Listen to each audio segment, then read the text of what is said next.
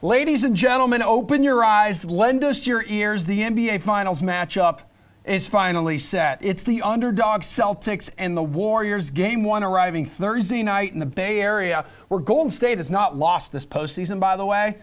Hope you had a safe Memorial Day weekend. It is great to have you here on The Sweat, presented by DraftKings. I am Emerson Latia. So we have a star-studded series opener between the Avs and the Oilers to break down coming up. Which golfers to chase at Jack's tournament, plus top DFS plays on the diamond. Steve Buchanan is going to be live here in studio with me on DOS Desk. But first things first, DK's, I hear you right over there, bud. DK Nation's Chinmay Vaidya, RotoWire's Nick Whalen. They're here for a little preview of the NBA Finals. Let's just get right after it here, Nick. Which side are you backing right now for a series winner? So Golden State, the favorite on the DK Sportsbook, minus 150, or you got Boston there, plus 130. Man, well, it seems like these numbers are about right? I mean, I think Golden State probably deserves to be a slight favorite. You know, maybe they've had an easier path to the NBA Finals, but they've made it look a little bit easier, I think, than the Boston Celtics have all the way here. So Golden State has home court advantage. I get why they're favored.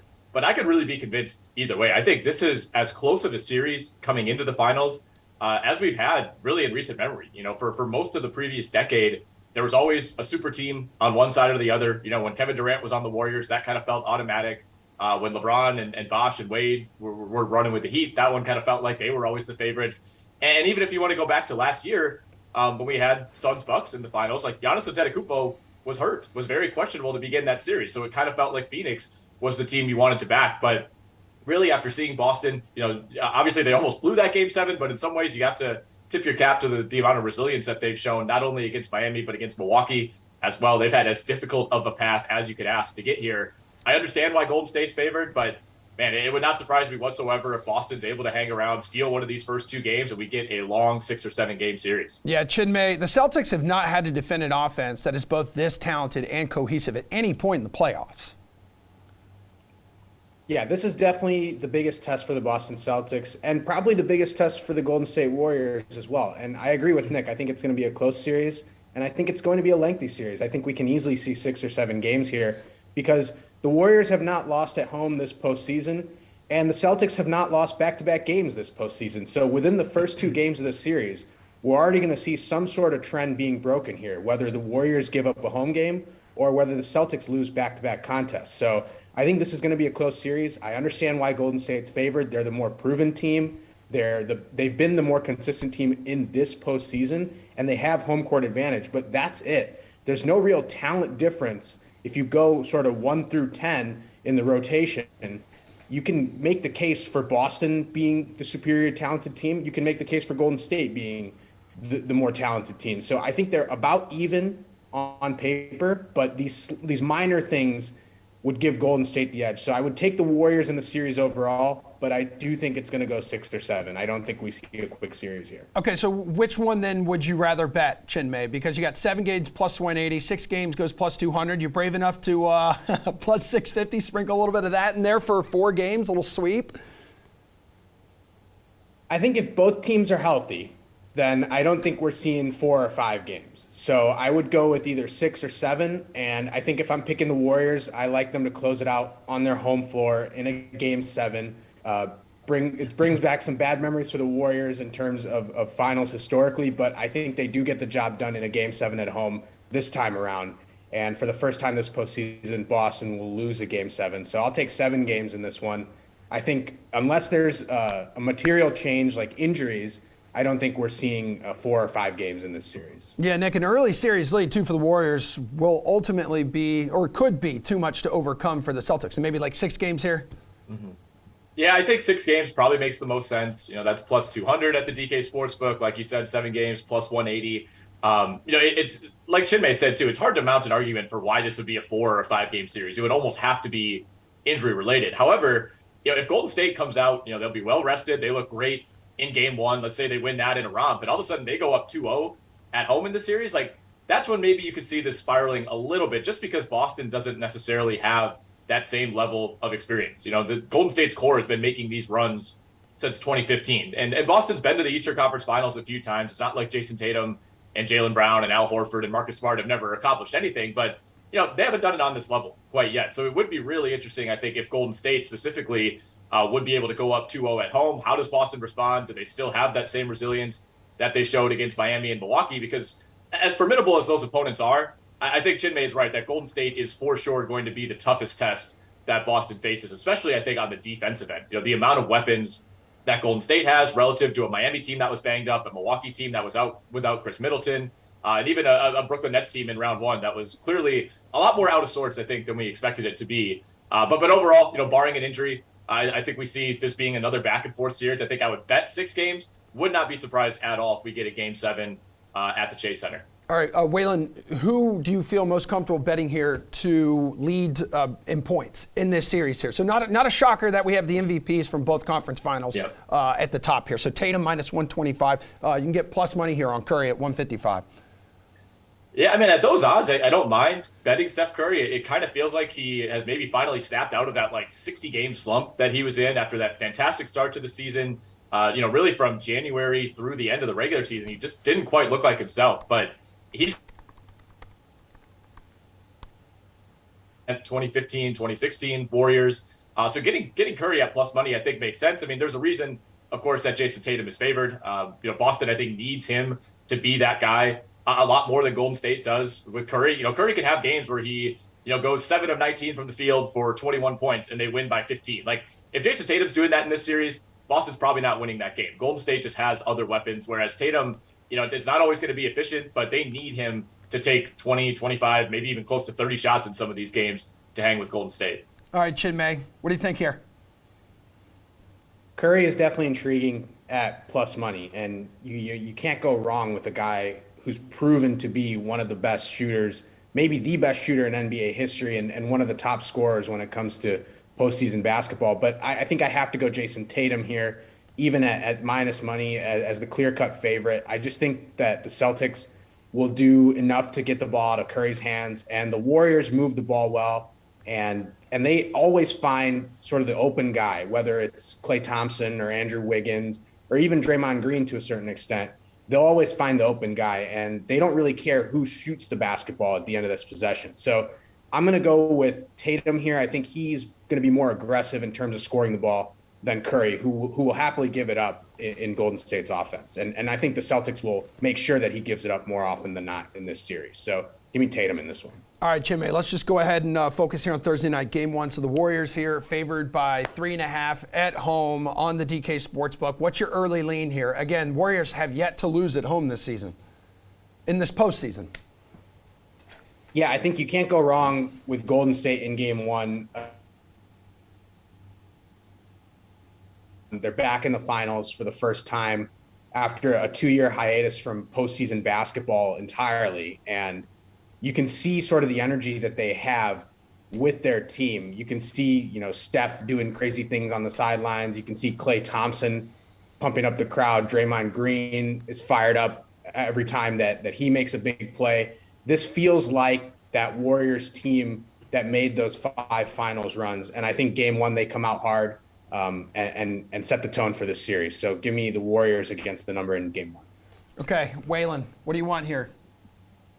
Yeah, I feel the same way. I think this number is right where it should be, although I would still be pretty comfortable if it was a point or two higher. Honestly, I think Golden State, it always seems like they come out in these Game 1s and try to set the tone in the series. I mean, you look back, 2015, 2016, 2017, and 2018 NBA Finals, they won all of those Game 1s, all of which came at home. And, they've been fantastic at home, like you said, in these playoffs. They always seem to be the team that's holding the advantage in these series. It's hard to even come up with a time when you felt like Golden State was playing a game it had to win. They're always the team that has that cushion.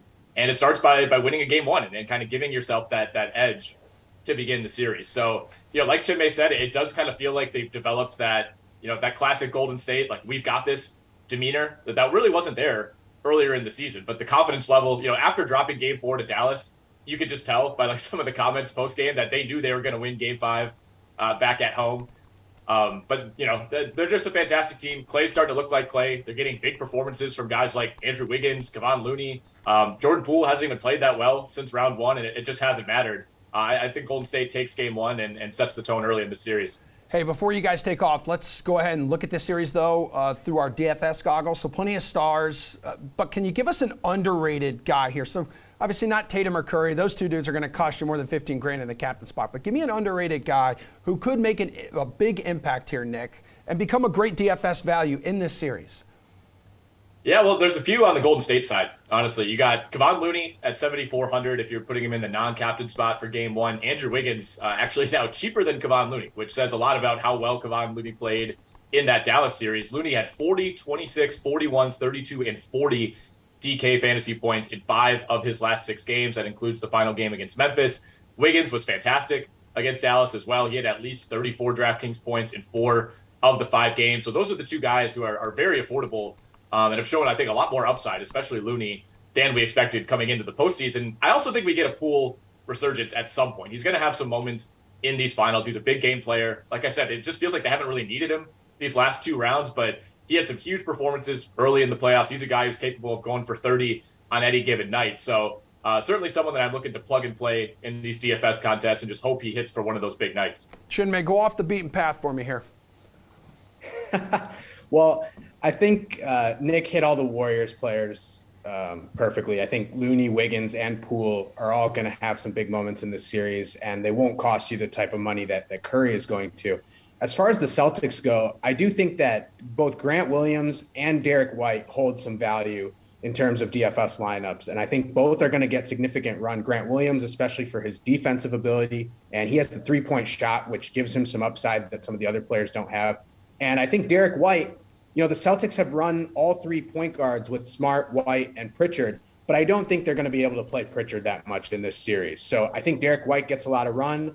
We've seen some 2-guard lineups with him and Smart, especially in the conference finals. And White has had some decent performances. If you're going to look for 50 or 60 points out of Derek White, it's not going to happen. But if you want that 15 to 20 point performance with potential for maybe 25 or 30 at a low cost, I think Derek White is the guy to look for in this series, especially with some of the minutes that I think he's going to get. All right, good stuff, guys. Appreciate the help. We'll talk to you here tomorrow, and then on Thursday when Game 1 finally arrives that night, from who to bet on the hardwood to who to bet on the links. It's Jack's tournament, and we got Jason Sobel and Jeff Ulrich joining us right after this, and a champion celebrating at a gas station.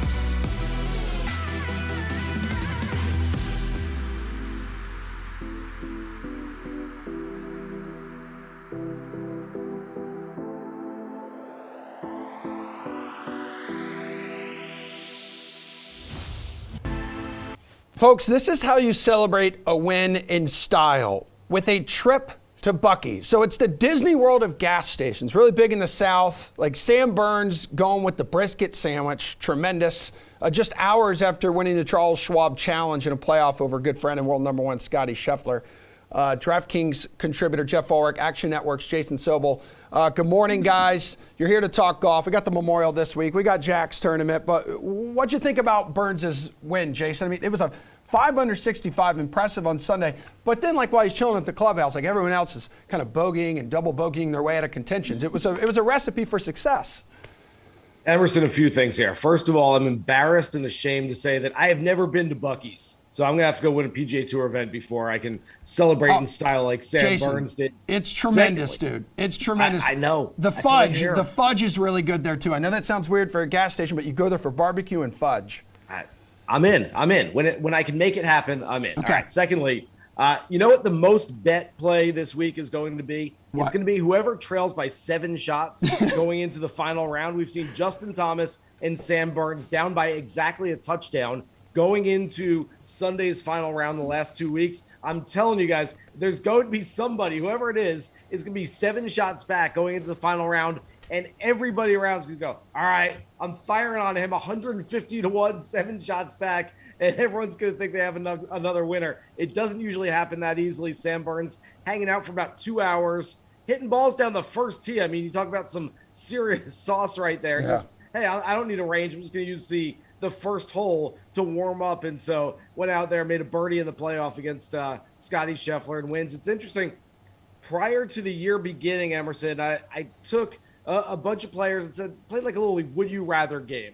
John Rahm, Colin Morikawa, Justin Thomas, Rory McIlroy. Who would you want for the whole year? I matched up Scotty Scheffler and Sam Burns against each other. It's hard to argue that you wouldn't take Scheffler. I mean, obviously he's got 2 arms in the green jacket right now. There's not anything Sam Burns can do to top him this year, but Sam Burns not that far behind his buddy Scotty Scheffler right now. Yeah, and they're good buddies, right? I think they roomed together at the Masters, but also Scheffler had his own little event to get to. Like he answered 2 questions, I think, after he took the loss in the playoff and then had to take off for his sister-in-law's wedding, and he actually made it there in time. Jeff, I feel like you've been on the Burns train all season. I mean, yeah, I was more last year when he finally broke through the Valspar that I think I really cashed in on Sam Burns. But no, I mean, he's one of those players that you kind of look at every week. And I mean, I don't know if we're going to get this going forward anymore. I mean, the good days on Sam Burns might be over, but he's just undervalued. I mean, you know, you're getting like Xander Schauffele, who's kind of like the kicking boy on this show because he's always at like 18-1, and this week I think he's at 16-1, and then Sam Burns they're like 30-1 every week, and you know Burns is the guy winning. I mean, he's the guy who gets hot with his putter, and maybe some of this is just a little bit of like luck and falling into it like he did a little bit at Colonial last week. I mean, you can't say that luck didn't play a little bit of the factor with the way the greens were running late in the day, but Burns is a really, really good player, and Jason alluded to the fact like now he's got a couple wins. Look, if he wins one of these last 2 majors, I mean, he is not far from Scotty Scheffler, especially going into the playoffs. So Sam Burns putting together a really, really nice season, and it just speaks to the depth of golf right now. I mean, you know, a year ago, thinking about Sam Burns and Scotty Scheffler as like perhaps, you know, the best 2 or the top 2 guys in the FedEx Cup standings, whatever, midway through with like 7 wins between them or whatever they have. It's crazy, but that's where we are. So speaks to the depth of the men's field right now. It's, you know, there's just a lot of players that could just get hot at any time and go on like a couple win stretch. Well, neither Burns nor Scheffler in the field this week in Dublin, Ohio, I believe, but 7 of the top 10 players in the world are, and that includes John Rahm, top of the odds board here, guys, plus 800. Remember, this is where he charged to a 6-stroke Saturday lead before he was told he tested positive for COVID last year. He broke down in tears, an emotional moment for him. But right behind him, as you can see on your screen, the defending champ. So we have Patrick Cantley plus 1,000. This has been Cantley's tournament with wins in both 2019 and 2020. So you like betting him at this number, Jeff? No. Look, if at some point in my life, I want to run as good as Patrick Cantley bettors did last year. But if you cashed in on Patrick Cantley last year, don't double down. You're not going to run that good again. And also, Patrick Cantley, I believe, was a far bigger number last year than he was this year. Plus 1,000 for a guy who's coming off a miscut at the PGA. Yeah, he's shown that he has it at certain points in the year. He's also just been very up and down. I think the big thing here is just where he is in the odds. If I'm taking anyone at plus 1,000 or this range or like below plus 1,500, it's going to be Rory McIlroy this week. You know, everything is working well. The off the tee game is set to dominate the approaches. He really just needs to sharpen the around the green game a bit. But much like Augusta National, you know, the way Muirfield Village sets up is you can just, you know, take advantage of these par 5s. And Rory, when he's hitting every fairway out there like 330, he's going to have shorter irons in. Again, if that putter heats up even a little bit, you've got to love it. I think he's got a ton of motivation. He would love to add this event to his list of victories. Rory's the play for me under plus 1,500 if you're going to the top of the market.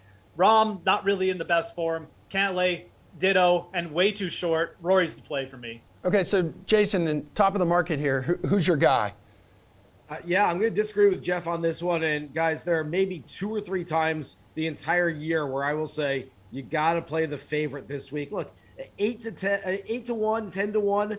These numbers are way too short for guys to win golf tournaments. I don't care how good you are. The numbers should be longer. And so it's really hard to recommend a play at that type of price. And yet you look at Jon Rahm, won this event back in 2020. He was going to win last year. He was 18 under through 54 holes. The scoring record is 20 under. He was about to smash it on Sunday. He got knocked out of the field. We all know why.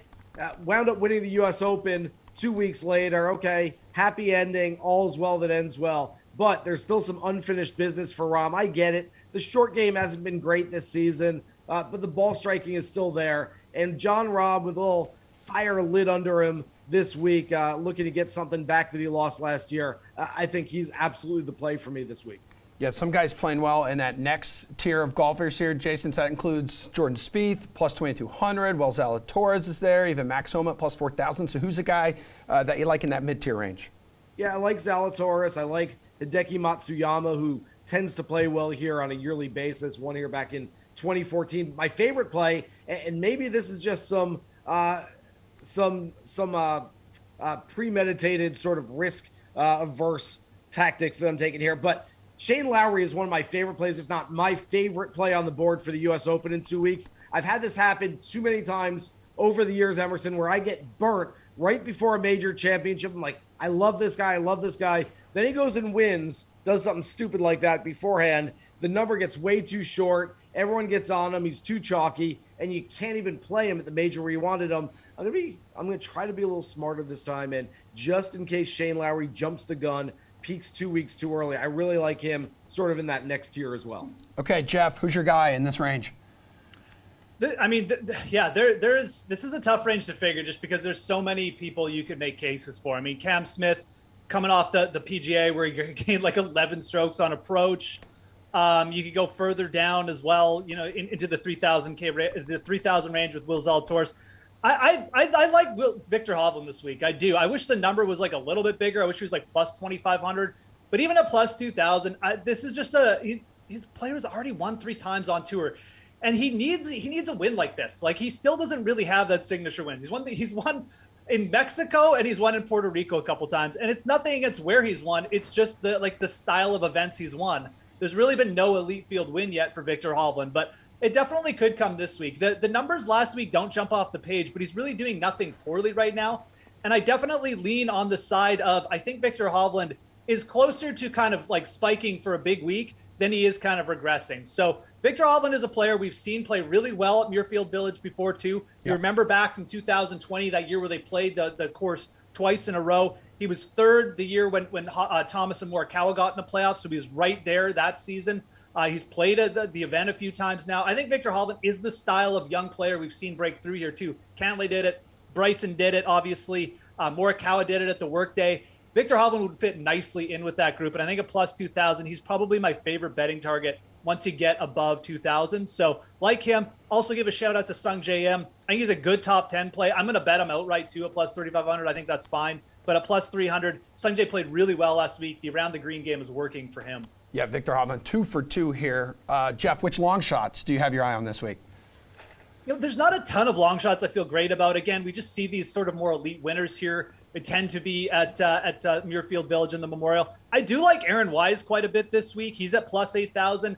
This is just the kind of player, again, he looks a little bit undervalued. He's not as consistent as the other top players, but his top gear is right there with him. He's gaining like 4 or 5 strokes on approach pretty consistently this year. He's got a better around the green game than some of these other young players, like definitely as good as like a Cam Young or like a Zalatoris in that regard. And he can get a little bit hot with the putter. So Aaron Wise was T9 here last year. Again, maybe a little bit better like top 10 bet, but at plus 8,000, I'll definitely be taking a piece of him on the outright. If you want a really long shot, we'll go with Patrick Rogers, who's been really consistent off the tee. The approach game is probably the best it's been for him in a while. Plus 20,000, Emerson. As someone once said, you give me plus 20,000 on anything, you got to take it. So. Mm-hmm. Yeah. Which long shots, Jason, do you like this week? Stone. Right there. I like Hovland as well, so that's some really smart stuff there. I'm not going too deep in the long shots this week. If you look back over the last quarter century, granted, Tiger won, 20% of these things, but really only a little blip in 2015 and 16 with David Lingmerth and Will McGirt. But this is not one where the long shots usually triumph on Sunday. Keegan Bradley is definitely worth a shot, and he's top 20 this year in both strokes gained off the tee and strokes gained tee to green. I can hear everybody out there going, yeah, but the putter. And I would say, well, he's not a below average putter. In fact, the stats show he's an above average putter this year. All he needs to do is putt a little bit better than the field average. And I think Keegan can contend once again. He's got 3 top 10s in his last 6 starts. Matt Kuchar is starting to play some really good golf. And this is a course that he loves. 16 career starts, 7 top 10s, 10 top 20 finishes. He's more of a top 10, top 20 play for me. I don't know that I'm going Kuchar outright, but yeah, I can see that. And then again, I'm going to echo what Jeff said there. Aaron Wise is the guy that I'm going to keep getting on until he tells us not to. The value is there. He's just that good. He's going to win something at some point. And I've got Patrick Rodgers as one of my favorite long shot plays this week as well. Really like him in DFS. Again, is a 200-1 shot going to win this thing? We've seen it a couple of times. I mean, it's been a long time for Patrick Rodgers, and he still hasn't won yet, but a Midwestern guy, knows this golf course. He's played well here in the past. Again, it's probably more of a top 10, top 20 type of prop play instead. But sure, again, like Jeff said, you want to sprinkle a little on 200-1? I'm not going to argue with that. All right, Jason, who's your favorite play at Muirfield Village this week? Yeah, outright it's John Rahm. And again, I hate to say it, and for those who haven't seen my work in the past, you will not see me more than 2 or 3 times a year give you the favorite on the board as my favorite play. But John Rahm loves this place. He brings his best stuff year in, year out. And like I said, some unfinished business. I'm taking a walk down Narrative Street with John Rahm this week. Rombo out for revenge, Jeff. Yeah, I mean, look, from a pure DFS perspective, I really like the 8,900 on Sung JM. That's probably where I would go. If I was picking someone just straight up, you take anyone in the field to win, I'd probably lean Rory. But for DFS, Sung JM, 8,900, I think it'll go a little bit overlooked. And he's played really well, since the Masters. So. All right, I have a bonus question for you guys. I can't let you leave without getting a take on tomorrow's match here.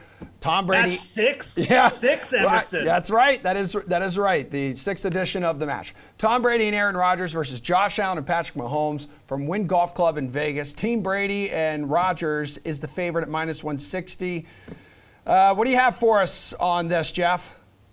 Oh, look, even at -190, which Brady and Rodgers are changing. at now. No, give me the old guys here. Look. Allen and Mahomes been talking trash. They're saying, we got the distance advantage. This is golf. This isn't how far can you chuck a football. These guys, Mahomes and Allen, are going to be on the first tee. The camera's on them for the first time, and they're going to get a little shaky. And look, Rodgers and Brady, they've done this before. Rodgers plays in that Lake Tahoe event every year. Yep. Now, if you remember back to the match when I think it was the match 4, where it's so many iterations of this thing. Rodgers and Bryson went together. Rodgers was sinking all the putts. He carried that team. No, even at -190, give me the favorites here. Give me the old guys. It's golf, not how long can you throw a football. I mean, Jason, this competition can be tricky to bet because you got the shamble format. I mean, this is non-professionals, 12 holes, like a 6,800-yard course. I mean, literally anything can happen in this thing. Yes. But there's a way of handicapping amateur golf matches, and it's literally called a handicap. This is why we have a handicap system in place. If they were going out to your local muni and Brady and Rodgers were like, all right, we'll play against you guys, $20 Nassau, whatever we're going to do, you would have handicaps on this thing. Brady and Rodgers are the favorites for a good reason because they're both better golfers than the other guys. Give me the better golfers at the smaller number. But they should win this thing. The only problem with it is it's such a weird format, and it's only 12 holes, and it's like we're trying to squeeze this thing in. So I guess anything could happen in that, and I like playing. I guess the underdog in an anything that can happen situation, but still take the 2 better golfers over the 2 worst golfers. Yep, a couple grizzled veterans against young superstars out in Vegas. Appreciate you guys. Thanks for all the help. By God, that's Steve Buchanan's music. Coming up after this break, the Beefy Bukes is in the house, here to take on Gary and Thorne, a little thorn in my side. Stick around, folks. We're talking MLB DFS right after this. Oh, he's angry.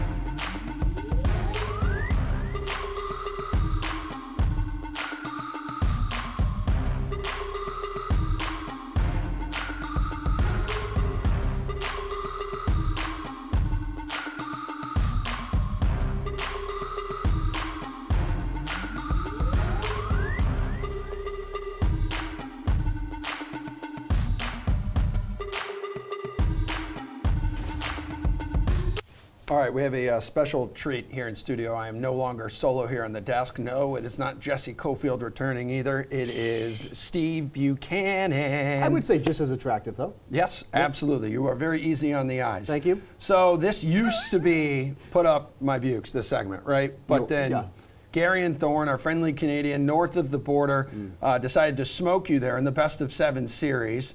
He won last week. So now what we're going to do, producer Slace has decided to kind of treat this as like a tennis match. So basically he wins, last week. This is going to be his segment this week. We're going to kind of rotate back and forth. What are you looking at? Gary won last week? Okay, so yeah, it looks like you won last week. I mean, I mean, call me crazy. I see a lot of red, Garian, and then if we come here, Garian won the last series. Gary won the last series. Why does Steve get why does his name get like a quotation, like the mark there after the S, and mine doesn't? That's a level of disrespect I didn't realize. Yeah, Yeah. yeah. You're gonna have to talk to Howie. He does the graphics like in the back. Howie is the worst graphics guy we have at DraftKings. Like I'll just he can't even get that right. All right. Basic English language. You're bouncing back here. So you won last week. I guess we're just gonna rotate it whatever. So maybe Put Up Your Bukes is back next week. But anyhow. Anywho, this is when you guys, Billy, you're in front of the camera. Billy, watch out. Okay, there you go. All right, this is when. But how are you doing the camera? We're all so off the rails. This is when you guys give us your favorite DFS plays on tonight's slate, and then you're gonna agree or pivot off of it. So Garian, your segment, you go first, bud. Who's your pitcher tonight? Yeah, as we talked about last week, neither Steve nor I actually want this segment because it involves us getting up earlier to make the picks, which I didn't realize was a thing until I won, and now it's like the monkey paw situation. It was actually a curse the whole time. I'm going to go with Eric Lauer against the Chicago Cubs. I mean, anyone who watched that doubleheader yesterday probably doesn't need any real analysis of this pick. The Cubs just stink offensively. They got off to a great start in April. They have been pitiful ever since. In the month of May, they're hitting just .222 with the third highest strikeout rate in all of baseball. There's a reason yesterday against this Cubs lineup. And Lauer, to his credit, 2.31 ERA so far this season. Maybe he doesn't continue to maintain an 89% strand rate for the duration of 2022, but he's got a 30% strikeout rate. He's just been fantastic so far this season. I was expecting him to be, let's just say, a couple $100 north of the 10K mark. So the fact you're getting him for less than $10,000 tonight, that almost seems like a value. Where are you going, Duke? There's 13 games on this slate. Yeah, so there is a new ace of Major League Baseball. Who? And he's just not being talked about enough. Talk about him. His name is Martin Perez. He's on the Texas. Oh my God, your Rangers. former Red Sox dude. Yeah. I mean, look, at the end of the day, Martin Perez, I wouldn't say possesses a ton of talent. But for whatever reason, in 2022, the talent is exuberant. I mean, this guy just went out against the Houston Astros 2 starts ago, a team that doesn't strike out a lot. And somehow, thank you, Billy, and somehow the Astros couldn't get anything off him. Perez went the whole game. Shut them out, 5 strikeouts in that game. Now he's going against the Tampa Bay Rays, who haven't exactly been the offensive juggernaut that we think that they are in the month of May. They're striking out a ton, and they're not taking walks at all. They're taking just under 7% walk rate in the month of May right now. So the way that Perez is pitching, the lefty going against the Tampa Bay Rays at 8,900, I just feel like he's just little too inexpensive on this slate. And with the way he's been pitching, could easily bring back value on that $8,900 salary. So give me Martin Perez. Not something I'd ever expect to be talking about on live, national, worldwide television, but here we are. Yeah, saving people $1,000 too. Hey, compared to Garian's pick. Yep. Good for you, man. Hey, thanks. All right, Garian, what do you got for infielder here? You're going one of the hottest hitters right now. Yeah, I mean, I would say pretty much everyone in the world is pretty pumped that it is June 1st tomorrow, like summer kind of actually starts happening tomorrow. Really? Everyone except for Paul Goldschmidt. He's the only person on this planet who is sad to see the month of May perish. Paul Goldschmidt has a 255 WRC plus going back to May 1st. I don't know what happened between April and May for Paul Goldschmidt, but something clicked, and he is unstoppable at the plate right now. And he has gone back to his 2016, 2017 form where no left-handed pitcher is safe against Paul Goldschmidt. 38 plate appearances so far this season. He is hitting 515 against the left-handed pitchers that he has faced. The numbers are staggering. He's got a 646 WOBA within the split. Obviously, we're dealing with some relatively small samples here, but the numbers that Goldschmidt has put up against Southpaws this season are gaudy. And while Blake Snell has looked all right in his first 2 starts back from the IL, he hasn't looked amazing. And I think Paul Goldschmidt against any left-handed pitcher right now is it's just a spot you have to take advantage of. Yeah, 21 extra base hits in this single month. That's a lot. Yeah, and like RIP to the month of May. Yeah, It's a shame. today is the last day of its life. And that's why I came to the office. I come once per month. This was my last day to do it, so I came in. I mean, he went with the obvious choice here. Do you have someone that's an obvious play as well? I don't know if Pete Alonso is an obvious play, but anybody is an obvious play when you're going up against Patrick Corbin because, There you go. Patrick Corbin is a starter on the Nationals and the Nationals only. Any other team, including the Athletics, I think would say, I think we're done with this project and we're going to move on. Nonetheless, Pete Alonso is getting that stellar matchup tonight. He has just been absolutely on one as of late, averaging 11.8 DraftKings fantasy points over his last 5 games on the season against lefties specifically. 9.8 DraftKings fantasy points, 374 WOBA against him, 149 WRC plus. This is always the plus matchup for Pete Alonso. Don't want to shy away from that tonight against somebody who has always had an issue with all these fly balls, and a lot of those fly balls, they leave the park sometimes. So with the guy, the polar bear, the man with the massive amount of power, playing first base for the Mets, that's going to be my guy tonight. So give me Pete Alonso. All right, outfielder, Gare Bear, who do you like? I'm going to go with Taylor Ward, who is still criminally underpriced at just $4,800. I understand that this kind of came out of nowhere in April, but we are now 2 full months into the season. Taylor Ward is sitting 98th percentile or better in expected slugging percentage, expected WOBA, barrel rate. It's no longer a time where you can keep this guy below 5K, particularly if he is going up into an opposite hand matchup. He has crushed left-handed pitching so far this season. A 489 expected WOBA against Southpaws. And Jordan Montgomery, nothing special with Montgomery. His strikeout rate is down from past seasons in 2022. He's given up a home run in each of his past 4 starts.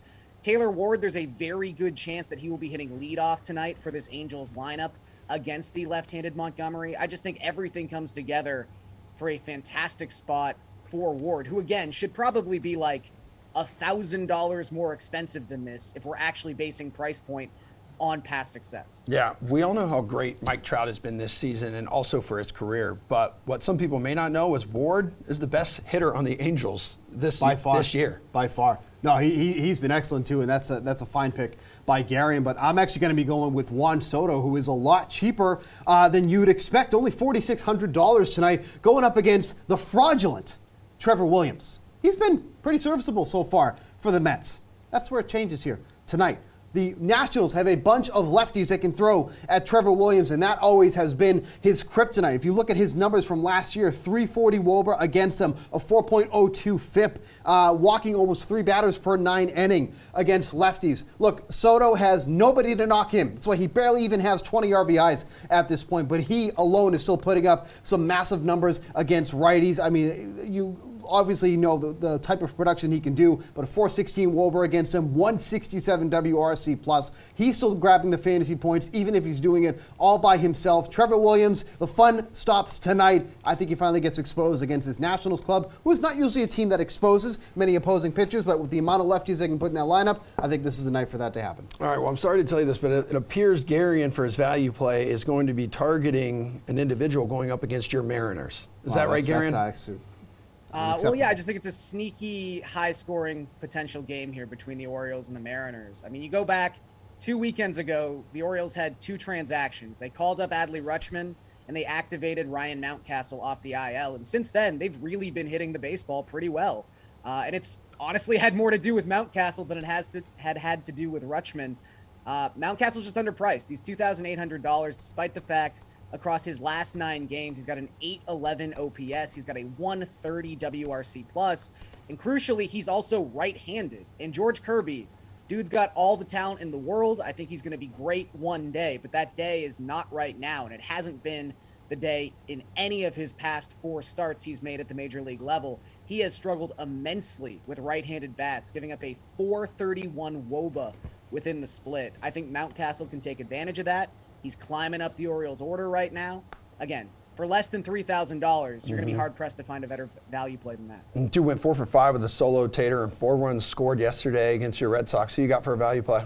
Yeah, look, it's 2022. We're still talking about Albert Pujols being a pretty good hitter at this point. He can pitch too. Yeah, he can pitch too. He does it all. But especially against lefties, this is where he thrives on the season. 8.5 DraftKings fantasy point he's averaging against them. Righties, only 5.5 DraftKings fantasy points. Gary kind of touched on Blake Snell a little bit earlier, but I think this is a great spot for Pujols if you need some value in your lineup tonight. Pujols is kind of that boom or bust guy, but it doesn't really matter so much when he's only 2,700, and this is somebody who can get some extra base hits, maybe even park one of the balls here. Against the lefty, most likely he's going to be batting cleanup tonight too as well. He's kind of been hitting all around the lineup. We've seen him bat 7th, we've seen him bat 5th, but I think tonight he should be either 4th or 5th going against the lefty, so give me Pujols at 2,700. All right, Gary, and last one here in Thorn in My Side. Let's get your favorite bet tonight. Yeah, scrolling through the strikeout props, and this number just stood out. It seems like it's at least a full strikeout off, and that is Kevin Gausman, 5.5 strikeouts against the Chicago White Sox. I will take the over. Now, full credit to the White Sox, who have been struggling offensively, but they have not been striking out. They are one of just 5 teams entering today who have a strikeout rate below 20%. That being said, Kevin Gausman leads all qualified starting pitchers in chase rate and swinging strike rate. He is a strikeout machine, and he has covered this number in 6 of his last 8 starts. And when I say he's covered this number, I don't mean like, oh, he just eked past the 5.5 mark. He has struck out at least 8 batters in 6 of his last 8 starts. Like I said, this number just seems like it's really overreacting to the matchup and not focusing enough on the fact that Kevin Gausman is one of the best strikeout pitchers in baseball. So I will take the over 5.5 for Gausman. You got a good bet tonight? Well, when you like hitters from both sides of a game, usually I would say maybe I would consider the over. And that's what I'm going to be considering tonight when it comes to the Nationals and Mets over 9.5. You can get that at plus money, at even money tonight. What's up with that? Oh, because everybody is still under this impression that Trevor Williams has found something in like his 19th career in Major League Baseball. That's a rough estimate. I don't know if that's what it actually is. But all of a sudden he's found something. Give me over 9.5 runs. These are 2 teams that have consistently hit the over all season long. One of the few teams that are hitting the over more than 51% of the time. Not a lot of teams in Major League Baseball are doing that. So give me 2 teams that are hitting the over a lot. 9.5 runs plus money. We like when we double our money on that. Give me over 9.5. All right, good stuff, guys. We'll see how this plays out when we bring you both back next week for what is likely to be put up my bukes or thorn in my side. All right, we got one more break to go. We got one more block to go. I mean, for the NHL, it's a rare dream matchup here on a Final Four stage. Yeah, teams win, but individuals sell. Nathan MacKinnon, Connor McDavid, thank you very much for making that clear, Steve Buchanan. We've got a trio of hockey analysts joining us after this because these two collide tonight.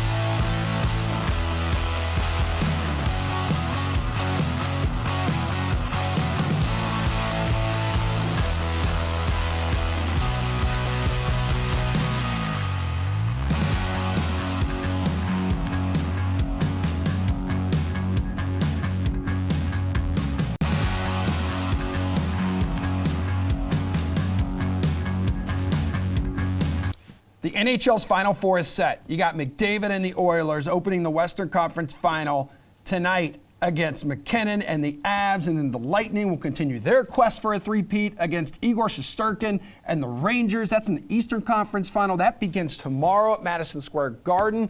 Let's get into it right now. RotoWire's Paul Bruno. We got AJ Scholz here, along with NHL.com's Anna Dua. Paul, what's your initial take on the East here, Rangers and the Lightning? Oh, I'm excited about the goalie matchup here. I think you got to hammer the under all series long with Vasilevsky and Shesterkin in the nets. So that's what I'm looking forward to in this set. Look, people are going to say that Bolts are two-time defending champs and they're on a roll, but the Rangers have gone through a quick rebuild, and they look really, really solid top to bottom, and they match up very well against the Bolts in this series. You can argue that they're no worse than even in the nets and on defense, and maybe even at forward. That's maybe where the biggest disparity is, but it's not even that great. And the Rangers did sweep them in the season series this year, so It's not an automatic that the Bolts are going to run away with this series. Okay, Anna, what are you looking forward to the most here when the Rangers and Lightning collide? I agree with Paul. If you're a fan of goaltending, is this the matchup for you? We got Shesterkin. We got Vasilevsky. Shesterkin performing awesome against the Tampa Bay Lightning in the regular season. Had a .958 save percentage, 1 shutout in 3 games against the team. Vasilevsky's just been dominant these playoffs so far, so it's going to be fun seeing them go head-to-head. All right, AJ, talk to me here about this one, man. Well, these two are right. I mean, goaltending is going to be the storyline here, but let's not forget there's some offensive powerhouses here in Nikita Kucherov, Mika Zibanejad, Adam Fox, Victor Hedman. Like, we're not necessarily going to see no goals in this one. I wouldn't expect every game to finish 1-0. Now, having said that, I do agree with Paul. The under is probably the right bet in most of these contests here. But let's remember, I know the Rangers are going to be, the big pick. Everybody's going to want to take them. The Lightning haven't lost a series since 2019. Why bet against them now? Continue to ride that train is my take. I mean, there could be like more in-depth analysis of this matchup, but you guys pretty much nailed it. It's a series between a former Vezina winner and then a future Vezina winner. That's it. And then tonight, it's like star power galore. We've got going head-to-head, Connor McDavid. We got Nathan MacKinnon, both with a chance here to reach the Cup final. So just a simple question, because this is like a belated gift to hockey fans. And I'll start with you. Who would you rather have on your team right now between these two? I mean, no shade to MacKinnon. He's been a great player so far, but how do you argue against McDavid? The consistency he's had this postseason, unreal. He's had points in all but one game these playoffs, 12 points in 5 games against the Flames. He's been so dominant. You know he's going to produce every single night. MacKinnon didn't find the back of the net until Game 5 against St. Louis, so I've got to go with McDavid. All right, and both of them scoring nearly identical fantasy points per game this postseason, Paul. You want to clip and save this for our buddy Jeff Elrick. It's the first time I'm going to throw flowers the Oilers' way, too. I think Anna's right. The star power on both sides is...